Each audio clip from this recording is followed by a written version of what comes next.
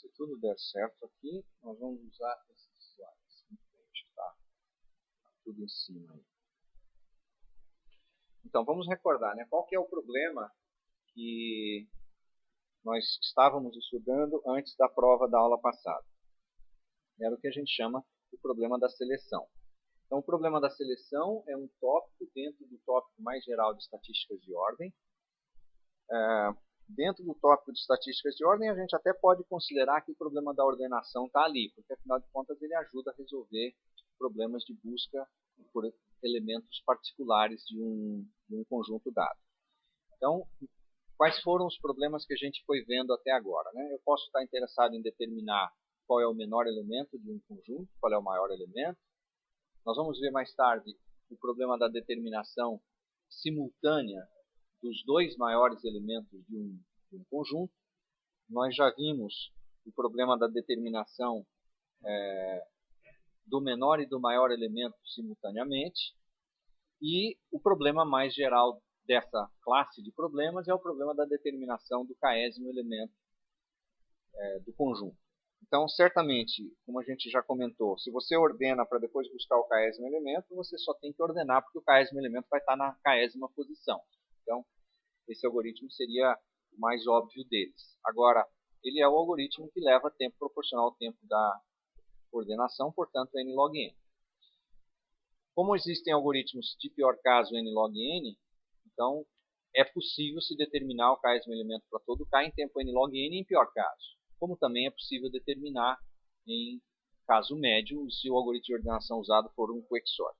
Agora, a ideia é tentar fazer isso mais rápido. Já que não sabemos de uma cota inferior a n log n para o problema da seleção, então é natural que você, conhecendo um algoritmo que resolve o problema em tempo n log n e a melhor cota inferior que você conhece sendo n, a ideia é tentar fechar esse espaço. Não sendo possível encontrar uma demonstração de cota inferior que sobe de n para n log n, então a ideia, obviamente, é tentar baixar o n log n. Então, a primeira tentativa nessa direção que nós tivemos foi de usar o método da partição do quicksort. Veja bem, na sétima questão da prova, teve várias pessoas que acharam que o que a sétima questão estava dizendo era que a gente ia usar o quicksort. Não, a gente dizia muito claramente lá, nós vamos usar o algoritmo da partição do quicksort. O quicksort ele consiste da partição seguida de duas chamadas recursivas. Certo? Esse é o quicksort. A partição é uma fase do projeto, do algoritmo do quicksort. Então lá nós usávamos essa porção do algoritmo apenas. Então, usando esse método da partição, a gente pôde provar que a complexidade do algoritmo, no caso médio, era a ordem de n, embora o pior caso pudesse ser tão tendencioso que desse n quadrado. Então, não serviu, quer dizer, não atingiu o objetivo de fazer, em pior caso, em tempo n, a determinação do elemento mediano e, portanto, do késimo elemento. Então, esse é o objetivo desse tópico aqui agora. Então tem esse algoritmo aí que já no nome do algoritmo você percebe que o algoritmo não deve ser muito trivial porque tanto Bloom quanto Floyd, Pratt, Rivest e Targent são pesquisadores da área de desenvolvimento de algoritmos, pessoas muito reconhecidas internacionalmente. E embora eles não tenham trabalhado em conjunto, foi um grupo de 3 e um grupo de 2 independentemente, mas produzindo essencialmente o mesmo algoritmo, de fato o algoritmo vai requerer um grau maior de atenção de vocês para a gente conseguir chegar juntos no final da descrição dele, com todo mundo entendendo o que vem por aí. Então, qual que é a ideia do problema, né? Vamos recapitular. Nós temos um conjunto A de n números reais, temos um inteiro i, e queremos determinar qual seria o iésimo elemento de A se o A estivesse em ordem, ou seja, qual é o iésimo menor elemento do conjunto A. Então, só para que a nossa explanação fique mais clara, vamos supor que os elementos de A são distintos, embora não precise ser, tudo funciona. O problema da distinção é só porque, se houver elementos iguais, bom, em primeiro lugar, a gente não poderia estar usando o termo conjunto lá em cima, né? Porque num conjunto você sempre tem elementos distintos, mas, além disso, na hora de fazer a análise, se você tiver muitos elementos duplicados, é preciso fazer uma distribuição deles em torno do elemento mediano, que vai naturalmente aparecer no algoritmo, de maneira que que eles não fiquem todos de um mesmo lado, porque senão você gera um desequilíbrio que não é desejado. Então, só para simplificar essa parte da análise, porque o algoritmo funciona mesmo sem essa restrição, vamos considerar que os elementos então são todos distintos. Isso que vocês verão nesse slide e em alguns outros posteriores, é importante ficar claro o seguinte: isso é meramente uma ilustração gráfica para ajudar a entender como o algoritmo funciona. Tá? Então, o algoritmo não monta matrizes de pontos que representam elementos do conjunto, como o desenho parece sugerir. Então, a ideia não é essa daí. Então, eu vou dar inicialmente uma ideia intuitiva de como esse método funciona. Tá? Vamos pensar de maneira linear. Você tem um vetor de elementos, vetor não ordenado, que você quer determinar o elemento mediano dele. Lembre-se que, determinando o elemento mediano, você consegue, se você determina um elemento mediano em tempo linear, você consegue determinar o iésimo elemento para todo i em tempo linear. Então, por isso a gente vai se concentrar em falar na determinação só do elemento mediano em vários momentos dessa explanação. Bom, então a ideia do algoritmo é a seguinte: nós vamos pegar esse vetor linear e, para que nós possamos achar o elemento mediano, nós vamos dividir esse vetor em pequenos grupos. Então nós vamos pegar, por exemplo, um conjunto aqui, digamos, de 5 elementos, os primeiros 5, depois outros 5, depois outros 5 e assim por diante. Então vamos particionar esse vetor em grupinhos de 5 elementos. Tá? Então continue imaginando isso de forma linear. Embora você esteja olhando para essa matriz ali, tente imaginar, como eu estou lhe dizendo, de maneira linear, separado em grupos que são pequenos vetorzinhos de 5 elementos. Como ordenar um conjunto finito de elementos toma tempo constante, né? Se eu tenho um número fixo de elementos, então eu tenho ali 5 elementos. Eu vou ordenar esses 5 elementos. Eu posso usar insertion sort, por exemplo, que funciona bem para todo conjunto pequeno. Eu ordeno esses 5 elementos, eu ordeno os próximos 5, ordeno os próximos 5. O vetor inteiro está desordenado, mas de 5 em 5 estão ordenados. O que eu posso dizer sobre o terceiro elemento? Ele é o elemento mediano dos 5, porque os 5 foram ordenados. Certo? Quem é o elemento da posição 8 do vetor? Ele é o elemento mediano do segundo grupo de 5. E assim eu consigo, portanto, com uma ordenação de 5 elementos que toma tempo constante, feita n sobre 5 vezes, porque são n sobre 5 grupos de 5, eu agora tenho todos os medianos desses grupinhos de 5. Certo? Se eu montar agora, só com esses elementos, que são esses elementos medianos, um novo vetorzinho, eu vou ter um vetor de n sobre 5 elementos. Nesse vetor, eu vou buscar recursivamente o elemento mediano. O elemento mediano obtido desse vetorzinho de n sobre 5 elementos, ele vai me ajudar a voltar no vetor original e encontrar quem é o elemento mediano do vetor original. Tá claro? Então, o processo em si é bastante simples. Então, vamos agora, para poder ilustrar o benefício da determinação recursiva do elemento mediano, dos medianos dos vetores de tamanho 5, nós vamos usar essa representação bidimensional aí na forma de matriz. Então, digamos que aqui estejam os primeiros 5 elementos desse vetor e os próximos 5 e assim por diante, na ordem natural que eles estavam já no vetor original. Suponha que eu reagrupe cada coluna dessas, de 5 números, de maneira que o elemento mediano esteja nessa posição do meio de cada um desses grupos de 5 elementos. Eventualmente, no último grupo, se n não for divisível por 5, eu posso ter aí algum outro número de elementos. Então, por exemplo, só para ilustrar aqui, digamos 3, para aquele grupo não ficar completo. Essa determinação dos medianos de 5 em 5, eu posso fazer ordenando o vetorzinho de 5 em 5, e essa é uma das maneiras mais baratas de fazer isso. Tá? Então, vamos imaginar que os elementos de cada grupo desses está em ordem crescente de cima para baixo. Então, os elementos estão menor em cima, próximo menor, o elemento mediano, próximo maior e o maior de todos embaixo desse grupo de 5 elementos para cada um dos subconjuntos de n sobre 5 elementos que temos aí. Está claro até aqui? Muito bem. Então agora nós vamos olhar, como eu tinha dito antes, né, para esse grupo de n sobre 5 medianas dos grupinhos de 5 elementos e vamos aplicar recursivamente o método que nós estamos descrevendo para a determinação da mediana com o objetivo de achar essa mediana x, que é a mediana das medianas. Não é ainda a mediana do vetor, tá? É a mediana das medianas. Então, essa figura que vocês estão vendo aqui, ela é a mesma do slide anterior, mas já imaginando que as colunas estão ordenadas e considerando que essa ordenação é com base na mediana dos elementos. Ou seja, o que isso significa?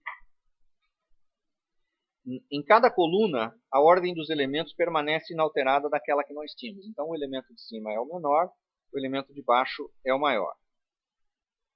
E pode ter ocorrido que a última coluna, que tinha 3 elementos só, por causa do valor ali da sua mediana, pode ser que aquele elemento tenha sido deslocado e a coluna, portanto, mudou de lugar. Então, o que eu quero que vocês entendam, e é fundamental isso, senão parece que o algoritmo não é linear, é que nessa ilustração eu estou olhando com o objetivo de analisar o algoritmo como se essa matriz aí estivesse com as colunas ordenadas pelo valor do vetor das medianas que está ali no meio. Mas o algoritmo não ordena. Então, isso aqui é apenas uma forma de me permitir fazer a análise do algoritmo que virá. Então, entenda bem. O algoritmo fez, sim, a ordenação por colunas, determinou, portanto, as medianas, e agora eu vou representar esse estágio do problema como se houvesse a ordenação, com o único propósito de facilitar depois a análise de complexidade. Mas o algoritmo não ordena os n sobre 5 elementos do vetor das medianas. Tá bom? Então, muita atenção para essa observação, senão você vai achar que nós gastamos um n sobre 5, log de n sobre 5, para ordenar um vetor do tamanho n sobre 5. Mas isso não foi feito. Tá? Então, esse elemento x que nós determinamos pela ação recursiva do algoritmo da partição, da seleção do elemento mediano, quando nós calculamos a mediana das medianas, esse elemento nós vamos utilizar como um pivô, e agora eu peço de novo, pensem linearmente, esqueçam a matriz por um momento. Então você tem o vetor linear, o elemento mediano das medianas é o x, particione agora em torno de x, com os elementos menores que ele à sua esquerda, os elementos maiores que ele à sua direita. Então, esse elemento mediano das medianas vai cair em alguma posição desse vetor, com vários elementos à sua esquerda, vários elementos à sua direita. Bom, se ele é o mediano das medianas, pelo menos, sim, de imediato, a gente já enxerga que n sobre 10 elementos tem que ser necessariamente menores do que ele.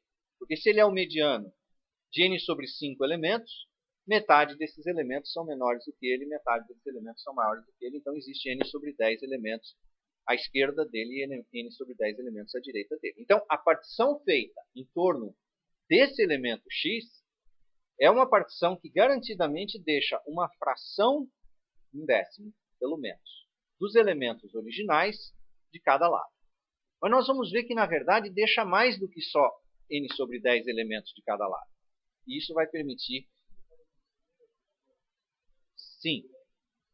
Porque se o elemento que eu tenho como pivô, que é o elemento x, ele é o mediano de n sobre 5 medianas, se ele é o mediano, ele está na ordem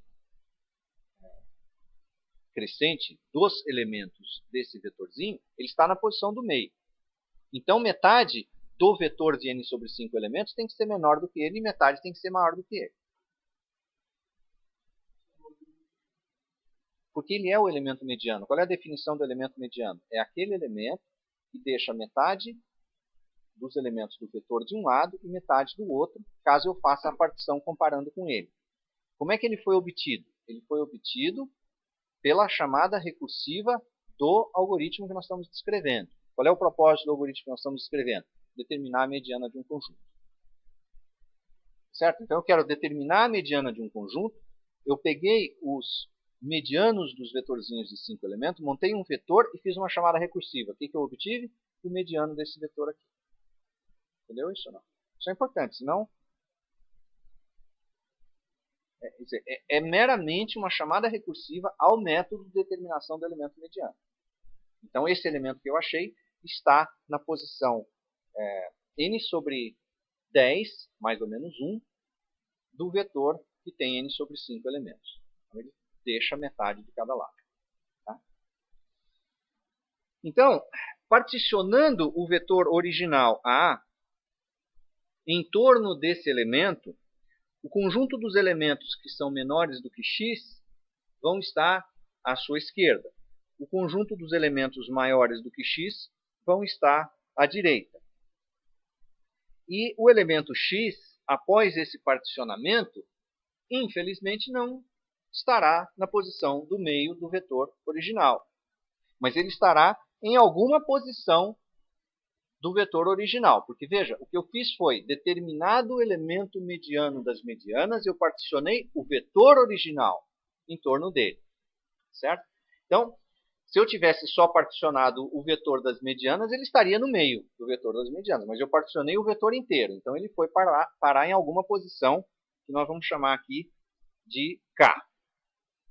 Isso significa que à esquerda dele, você tem K menos 1 elementos. À direita dele, você tem N menos K elementos.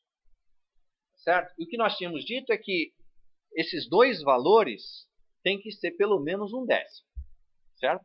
Isso porque pelo menos metade dos elementos do vetor das medianas é menor do que ele, pelo menos metade dos elementos do vetor das medianas é maior do que ele, e cada uma dessas duas metades tem n sobre 5 dividido por 2, que é n sobre 10. Mas vamos entrar nisso mais para frente. Muito bem.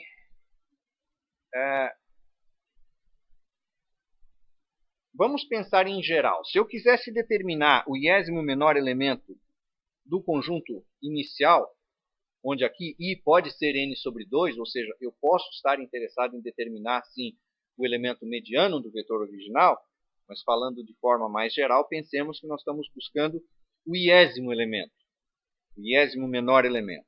Então eu vou comparar I, que é a posição que eu busco, com K, que é a posição onde esse pivô X caiu. E se o I for igual a K, eu já achei quem é o elemento que eu queria. Né? Eu já achei o iésimo menor elemento do vetor A. Se, porém, I for menor do que K, eu só preciso procurar no conjunto dos elementos à esquerda. E se I for maior do que K, então eu preciso procurar recursivamente o I menos K ésimo elemento do vetor da direita. Está claro isso? Não? Vamos ver de novo. Hein? Eu tenho o vetor grande, o vetor A original de n elementos. Eu tenho um pivô que eu escolhi, que é o mediano das medianas. Ele caiu na posição K, ao invés de cair no meio. Eu estou procurando o iésimo menor elemento. Então, aqui está o elemento x, que é o pivô. Eu olho para o início do vetor, eu quero o iésimo elemento do vetor. Se o iésimo elemento é tal que I é menor do que K, basta procurar o iésimo elemento nos elementos menores do que x. Se I for maior do que K, basta procurar K menos I, o I menos K ésimo elemento do vetor que está à direita do K ésimo elemento. Então, eu vou jogar fora ou aquele lado ou esse lado. E se você já tem uma boa intuição a respeito de eficiência de algoritmo, você já percebe o seguinte: bom, então isso significa que eu estou jogando fora uma porção razoável do vetor original. Eu estou tendo um trabalho O de n para fazer isso, então a relação de recorrência vai ser tal que eu vou resolver um problema menor do que n depois de gastar tempo n e esse menor significa que uma fração dos elementos foi jogada fora. Então eu já consigo imaginar, olhando para o jeitão do Teorema Master, que a relação de recorrência vai ter solução linear mesmo. Tá? Então, se você já está enxergando isso, ótimo. O valor de K eu sei no momento que eu fiz a partição do vetor A em torno do pivô X. Então eu peguei o vetor A inteiro, eu já tenho o valor de X, e agora eu particiono. Cada elemento de A eu vou comparar com X. Se ele for menor, eu vou colocando do lado esquerdo. Se ele for maior, eu vou colocando do lado direito. E o elemento X vai cair numa certa posição. K é a posição onde esse elemento caiu. Entendeu? Muito bem. Então, essa parte aqui, esse passo 5 desse processo, é o mesmo que nós já tínhamos descrito quando nós falamos do uso do método de seleção do quicksort para determinar o iésimo menor elemento. Exatamente a mesma coisa. É justamente esse processo de jogar fora o que está de um lado do pivô utilizado, só que lá o pivô era ou o primeiro ou o último elemento, nesse caso aqui, ou era um elemento aleatório que nós pegávamos. Em qualquer situação, havia um pivô. E em torno desse pivô, o vetor era particionado e a gente procurava de um lado ou do outro. Então, isso aqui é exatamente a mesma coisa que nós estávamos fazendo já desde antes.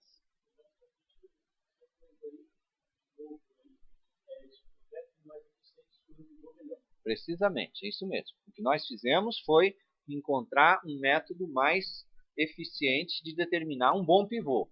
Quer dizer, a qualidade do pivô é importante para garantir que, seja de um lado, seja de outro, o que eu estou jogando fora é uma fração e não simplesmente, como é o pior caso do algoritmo de seleção do quicksort, eu posso jogar fora um elemento só. É daí que vem a complexidade de pior caso n² dele.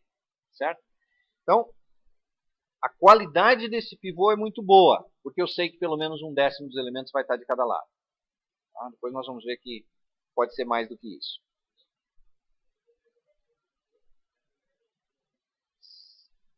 Explica melhor a sua pergunta? Pensando no vetor linear, exatamente. Eu vou no vetor e a matriz é só ilustrativa para análise. Então, ela nunca chega a existir em momento algum. Né? Se você quiser pensar, houve uma existência dessa matriz na hora que eu fui pegando os grupinhos de 5 em 5 e ordenando para poder extrair as medianas, para montar o vetor de n sobre 5, para calcular recursivamente a mediana daqui, voltar aqui para cima e dizer, opa, esse aqui é o meu pivô.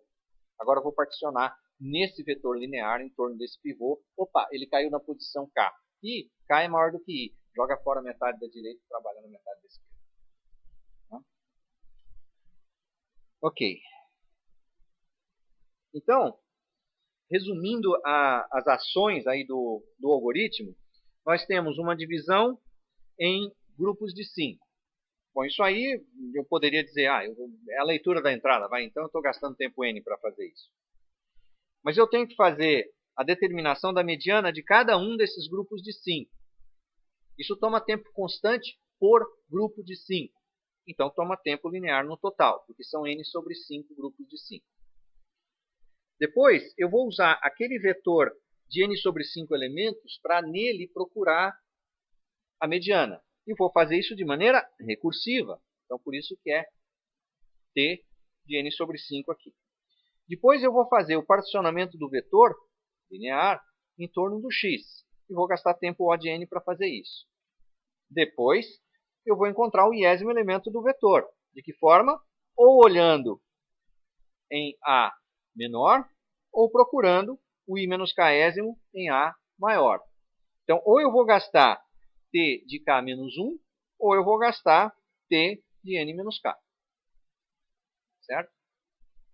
Então, a relação de recorrência ela fica com essa cara um pouco estranha até agora, que seria T de N igual a T de N sobre 5, mais T do máximo entre K menos 1 e N menos K, mais o O de N que foi gasto aqui nesses 3 passos. Claro?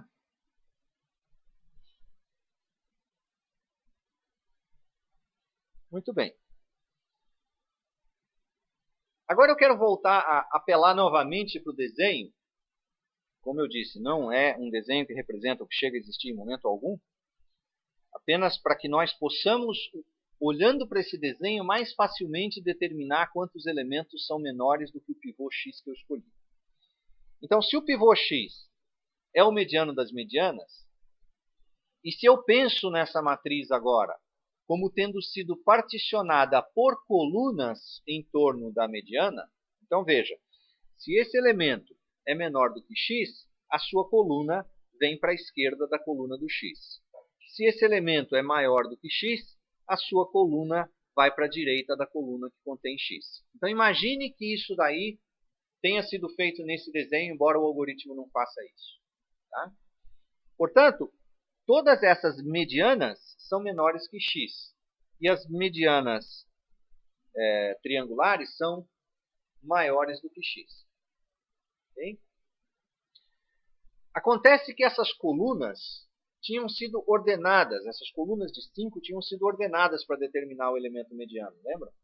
Então isso significa que os elementos que estão abaixo das suas respectivas medianas são maiores do que as suas medianas, que são maiores do que x. Então todos os triângulos são maiores do que x, tanto os triângulos da linha das medianas, quanto os triângulos que estão abaixo dos triângulos que são medianas. Da mesma maneira, como os vetores estão ordenados, todos os quadrados que estão acima de alguma mediana são números menores do que as medianas daquela coluna. E, portanto, todos os quadrados são menores do que x. Da mesma forma que todos os triângulos são maiores do que x. Os elementos sobre os quais eu não sei nada são os elementos ilustrados aí por um círculo preto. Esses eu sei que são, por exemplo, aqui do lado direito, menores do que valores que são maiores do que x. E daí? Eu não sei se eles são menores do que x ou maiores do que x. Da mesma forma, embaixo do lado esquerdo, os elementos demonstrados como círculos pretos são maiores do que medianas que são menores do que x. Portanto, eles podem ser qualquer coisa, tanto menor quanto maior do que x. Muito bem, então vamos concentrar nos triângulos. Quantos triângulos eu tenho? Eu afirmo que eu tenho 3n sobre 10 menos 6 triângulos. Da onde veio isso, né?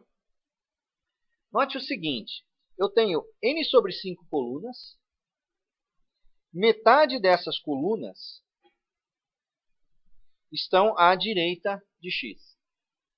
Então, n sobre 10 certamente estão contribuindo. Cada uma contribui com 3 elementos. Certo? Que é o próprio mediano, que está à direita, e mais os triângulos que estão abaixo dos medianos.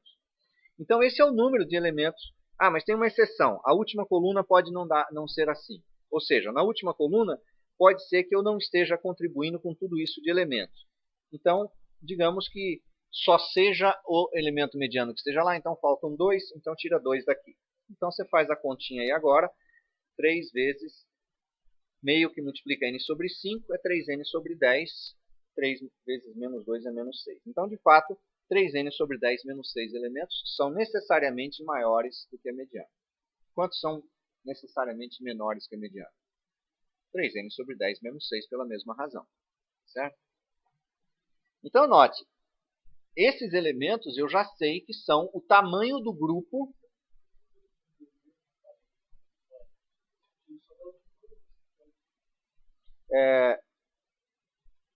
suponha que, deixa eu ver, eu poderia ter feito menos 3, né? Talvez. Certo. Na verdade, a última coluna poderia ter um elemento só. Aí, aliás, poderia ter 2 elementos. Aí eu teria que escolher o mediano. Se o outro tivesse menor do que ele, faltariam 2. O mediano estaria lá. Poderia sim. Muito bem, mas só para continuar, vamos usar essa forma daí que na verdade é conservadora. Quer dizer, eu estou tirando mais do que você disse que eu poderia tirar. Então, o mesmo mínimo que nós estabelecemos lá para os triângulos valem aqui para os quadrados, né, que são os elementos menores do que x. Bom, então se eu olhar qual é o máximo entre n menos k e k menos 1, o máximo entre esses dois valores será ou 3n sobre 10 menos 6, que correspondem aos elementos que estão de um lado, ou o complemento disso com relação a n, que são os elementos que estão do outro lado. Então veja, na hora que eu fiz a partição, um dos lados de x pode ter ficado com 3n sobre 10 menos 6 elementos, e o outro lado com 7n sobre 10 mais 6 elementos. Se sempre ocorrer o pior caso, eu vou estar sempre fazendo a recursão em cima dessa parte maior do vetor e, portanto, jogando fora somente 3n sobre 10 menos 6 elementos.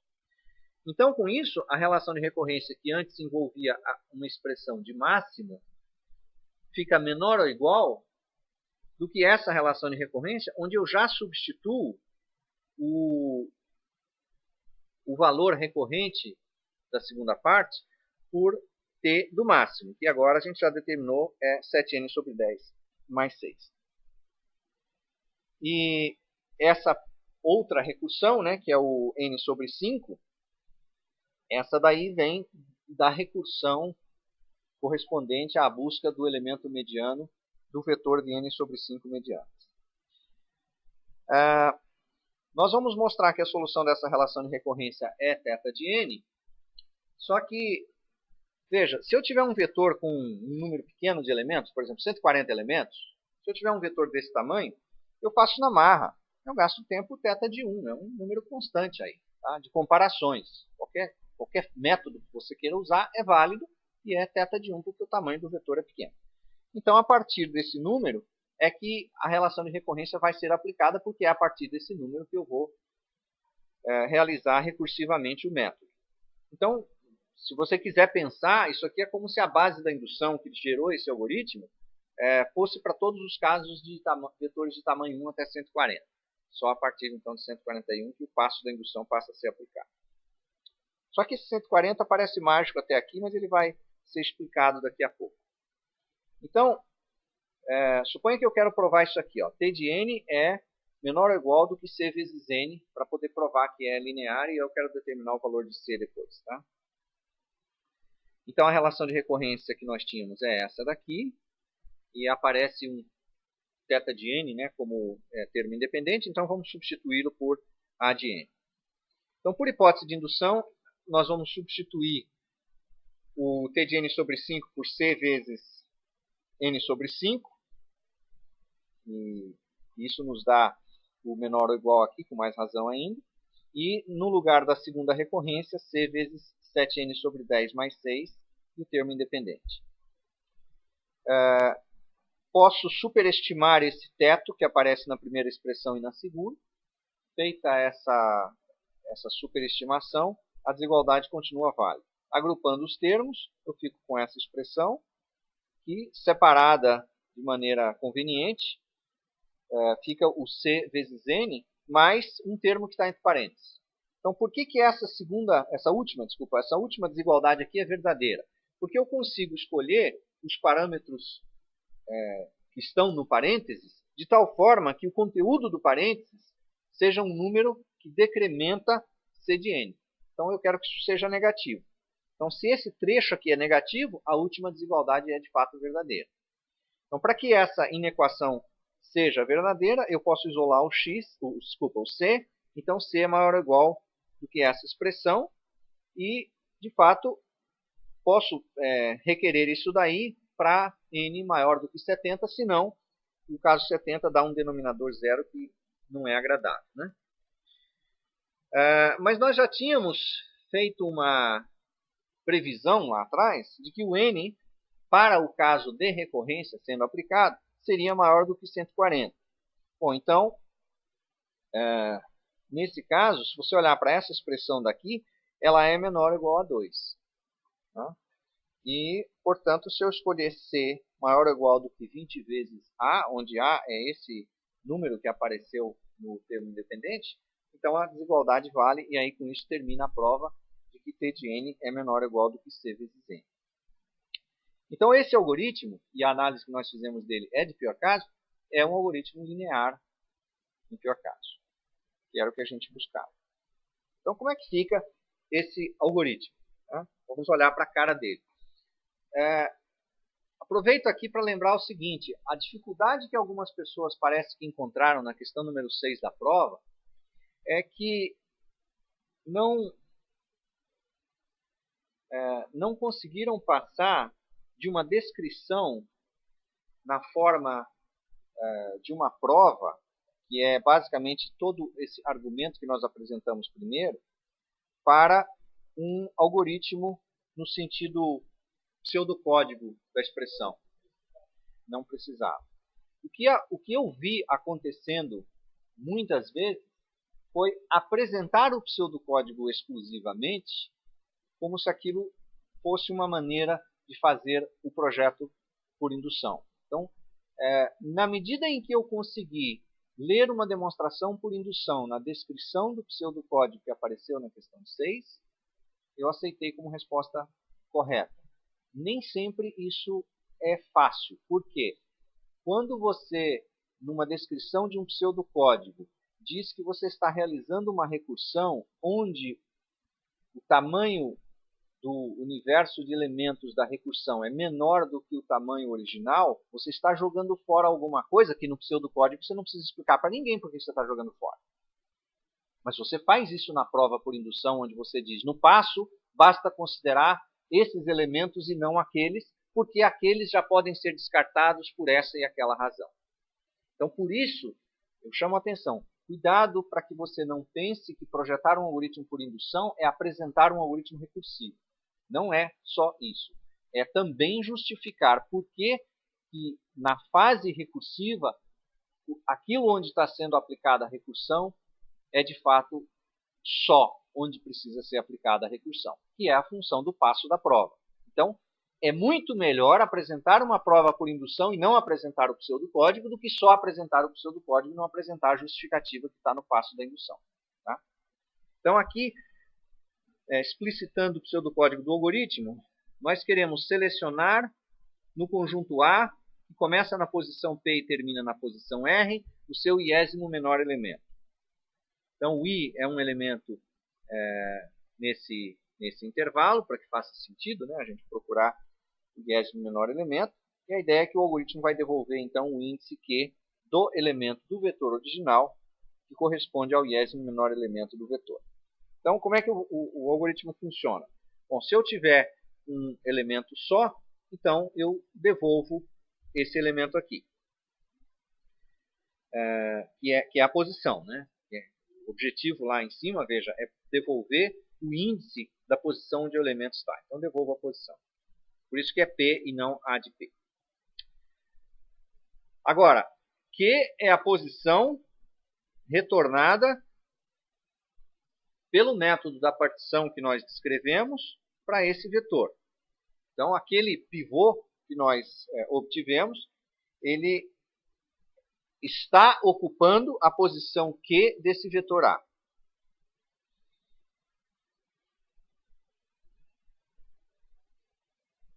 E a pergunta que nós estamos fazendo aqui é para que nós possamos decidir se o elemento que nós estamos procurando já foi encontrado. Então, se a posição K, onde caiu esse pivô, é a posição correspondente ao índice que eu queria, né, o iésimo menor elemento, então eu já achei quem é e devolvo aquela posição. Caso contrário, se I for menor do que K, faz a recursão do lado esquerdo. Se não for, é porque é maior, então faz a recursão do lado direito. É exatamente a descrição que a gente já estava fazendo via a prova por indução. O método, então, vamos ver novamente o método da partição que a gente tinha descrito antes. Nós vamos rearranjar o vetor original e vamos devolver o índice que corresponde à posição com a propriedade de que o número de elementos à esquerda e o número de elementos à direita é como nós queríamos. Nós sabemos que o máximo entre essas duas quantidades é esse valor que nós computamos. Então, como é que funciona propriamente o particione? Divide o vetor em n sobre 5 grupos de tamanho 5 e um grupo possivelmente menor, ordena cada grupo e determina a mediana desses grupos, determina recursivamente a mediana das medianas e particiona o vetor em torno desse valor. Esse é o procedimento do particione que aparece aí. O código dele é um pouquinho mais carregado aí de simbologia, leva um tempo para a gente poder ler tudo isso, mas basicamente aqueles grupos, né, do slide anterior, se você olhar aqui, cada um desses 4 grupos estão justamente separados aqui nesses 4 grupos. Tá?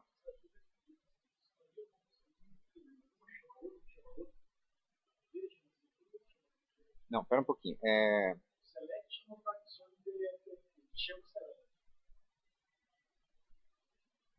Sim, veja, o que está acontecendo aqui é que você está chamando, para poder particionar, o algoritmo de seleção em cima do vetor de medianas.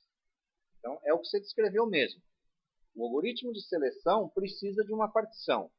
A partição é feita em torno de um elemento que é a mediana de um vetor menor que a partição determina. Então, ele chama, sim, o select para selecionar o elemento mediano dos n sobre 5 elementos que foram separados.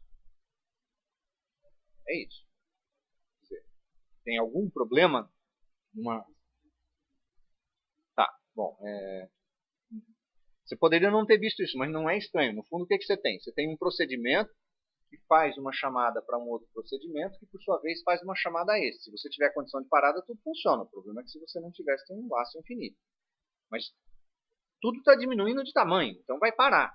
Se você quer achar o iésimo elemento de um vetor de n elementos, você chama o particione e vai pedir para achar o elemento do meio de um vetor de n sobre 5. Então é uma nova versão disso aqui, mas menor. Né? Ok.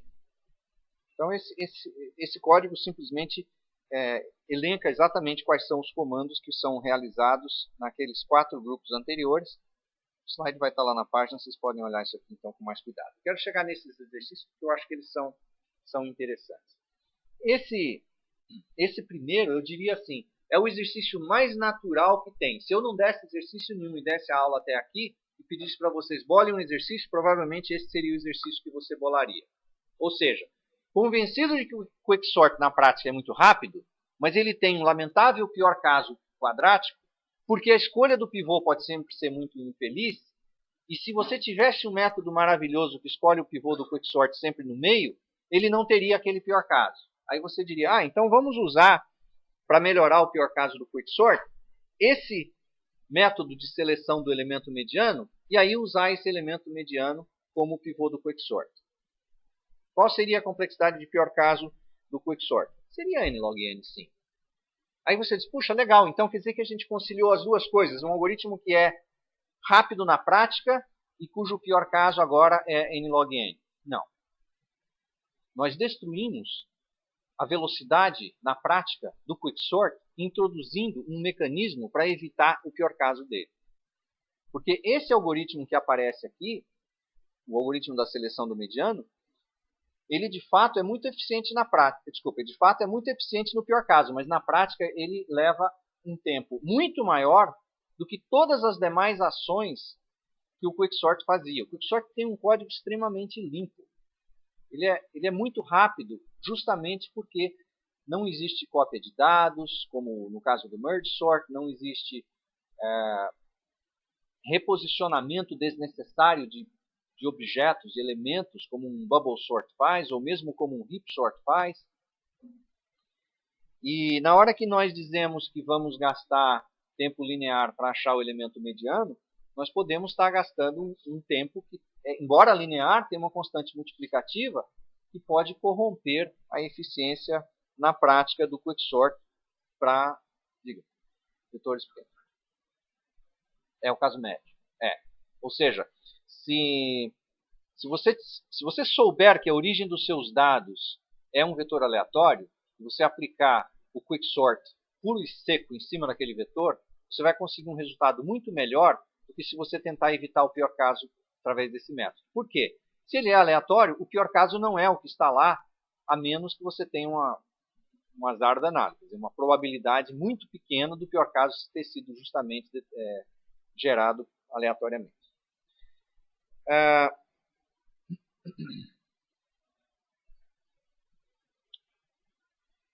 Então, o segundo exercício aqui, no fundo, nós temos essa rotina que determina a mediana em tempo linear. É o que nós acabamos de ver. Tá? E veja, esse tempo linear é no pior caso. Tá.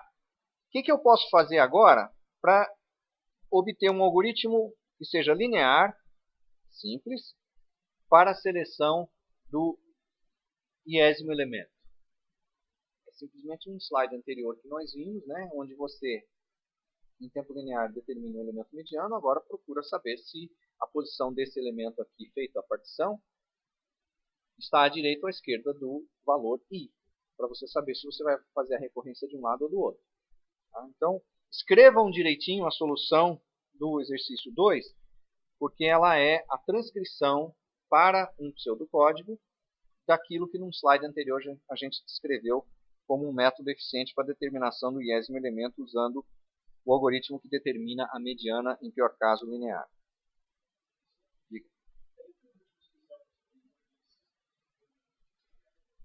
Poderia ser 7, 9, 11 ou 13 e assim por diante. Mas não poderia ser 3. Porque se você for olhar para a análise da complexidade, nós precisamos ser capazes de jogar fora um número de elementos que no caso do 5 a gente consegue jogar fora e é uma fração de fato. Lembra que as duas recorrências envolviam uma delas n sobre 5 e a outra 7n sobre 10? Se é n sobre 5 e 7n sobre 10, é 2n sobre 10 e 7n sobre 10. A soma disso dá 9n sobre 10. Então eu joguei fora um décimo dos elementos. Eu precisei fazer uma recursão em 2n sobre 10 e uma outra em 7n sobre 10. Certo? Por causa de eu ter escolhido vetorzinhos de tamanho 5, esse 1/10 dos elementos efetivamente foi jogado fora. Se você tentar reproduzir todo o método e olhar para divisões maiores, você vai jogar fora mais elementos, mas por outro lado você vai trabalhar mais para poder chegar ali. Tá? Não existe ordenação. Bom, existe ordenação por vetorzinho, por coluna, isso sim. Ok. Não é necessário para você atingir a cota linear. E a constante multiplicativa, no caso de vetores verticais ali, coluninhas maiores, é maior. Então, é mais eficiente que um 5. Tá? Ok. Esse outro exercício aqui é o seguinte, então. Você tem um conjunto de n números e suponha que nós queremos os i maiores elementos desse conjunto, mas impressos em ordem crescente. Então, cuidado. Não é apenas determinar o iésimo elemento, não é apenas determinar o iésimo maior elemento, nem apenas determinar os i maiores elementos. É determinar os i maiores elementos em ordem crescente. Tá? Então, você quer fazer isso daí num algoritmo baseado em comparações. Se você tivesse que pensar sobre métodos para resolver esse problema, provavelmente te ocorreria exatamente esses 3. O primeiro deles é, ordena todos os n e pega os i maiores. Já vão estar em ordem crescente. Mas você gastou n log n para fazer isso. Vale a pena? Olha, se você quiser só os 2 maiores em ordem crescente, certamente não valeu a pena, porque você consegue fazer isso em tempo linear. Agora, se você quiser os n-2 elementos, tudo menos os 2 menores em ordem crescente, então certamente que valeu a pena. Mas e se você tiver pelo meio entre essas duas coisas? Se você quiser, por exemplo, os raiz quadrada de n maiores elementos em ordem crescente, será que não tem uma solução de compromisso um pouco melhor do que ordenar tudo? Ou se você quer apenas os log n maiores elementos em ordem crescente? Certamente não deve valer a pena. E aí você diz o seguinte, mas espera um pouco, eu conheço o heap, eu fiz 102, aprendi heap lá, vou usar o heap para isso. É no 202? Então, o que você faz? Você pega todos os seus n elementos, monta um heap com eles. Em quanto tempo se monta um heap de n elementos?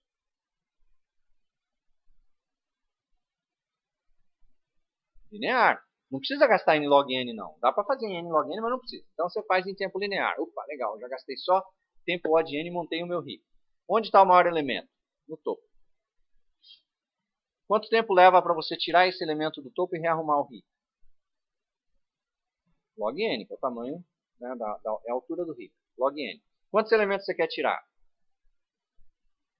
I elementos. Então vai ser I vezes log n mais n. Legal, né?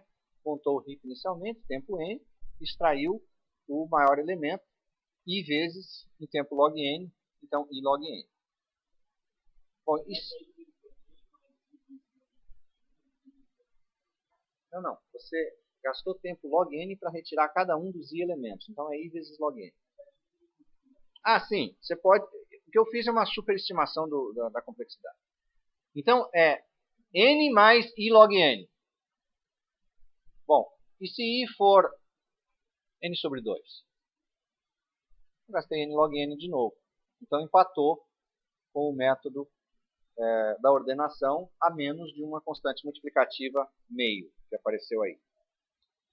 Bom, mas e se eu usar o método da seleção, que a gente acabou de ver, que tem pior caso linear, para determinar o iésimo maior elemento? Isso nós sabemos fazer. Agora nós vamos particionar o vetor em torno do iésimo maior elemento. Então, à direita dele estão I menos 1 elementos maiores que ele. E à esquerda dele só tem elementos menores que ele. Então, os elementos que eu quero ordenar são precisamente os elementos que vão do iésimo maior elemento até o fim do vetor depois de feita a partição. Se eu gastei tempo n para determinar o iésimo elemento, gastei tempo n para fazer a partição e com isso terminar de colocar os elementos maiores do que esse à direita dele, eu agora sei quais são os elementos que eu quero ordenar, aplico um algoritmo de ordenação em tempo I log I. Então eu deixei, preste atenção, o n log n por um n mais I log n e agora n mais I log I. Certo? Então esse método da seleção, que tem em pior caso tempo n, é útil, por exemplo, se eu quiser determinar em ordem os I maiores elementos de um vetor ou os I menores elementos de um vetor em ordem. Diga.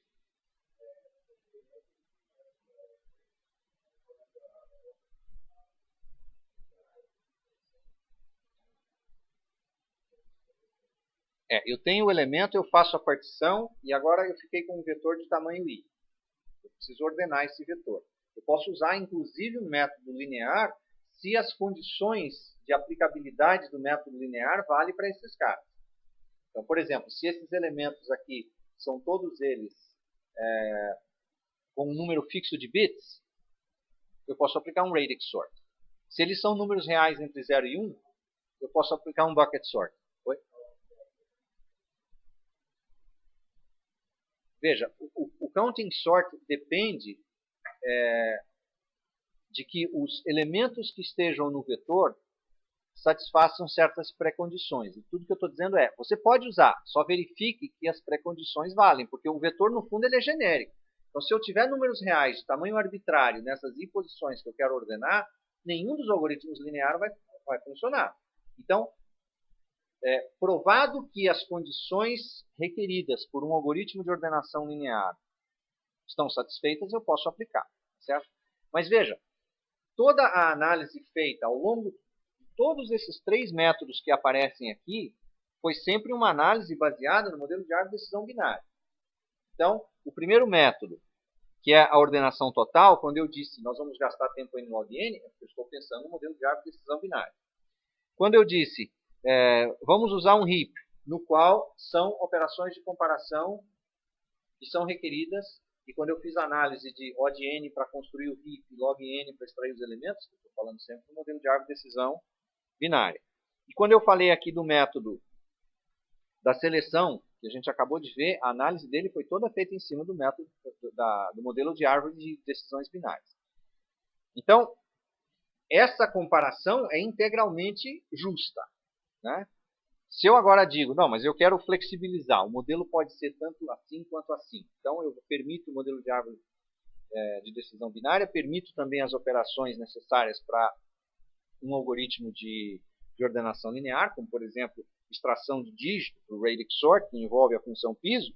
Aí, sim, eu posso então dizer, olha, nesse modelo estendido, eu tenho um algoritmo linear porque as condições são tais que eu posso aplicar um método desse. Agora, nós não vimos se há, por acaso, um método que seja mais simples, na prática mais eficiente, para determinar o iésimo elemento de um vetor num modelo diferente do modelo de árvore de decisão binária. Então, talvez haja. Então, pode ser que, seguindo o mesmo raciocínio que você está tentando fazer aí, além de conseguir um método de ordenação linear, eu consiga também fazer as outras etapas utilizando operações não permitidas no modelo de árvore de decisão binária.